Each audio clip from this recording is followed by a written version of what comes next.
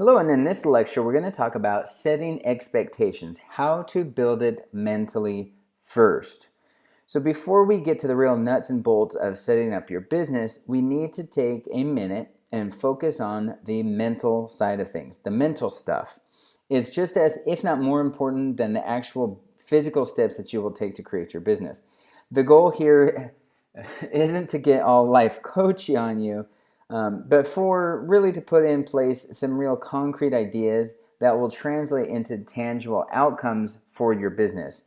We can't underestimate the mental side of things. It's just as important at the beginning, and then a little bit checking in as you're building your business. But at the beginning, we need to take a look at a few things. So these things include the things that we'll go over: employee to business owner mindset. It's very important. Your vision and your motivation, and also your goals. So again, I can't emphasize this enough. We cannot overlook the mental side of things when starting and building a business. Even with this course as your guide and putting it all to work, and me hopefully pushing you to make that happen, you'll still need to have these mental steps in place. Basically, you'll need to remember why you're getting into this in the first place.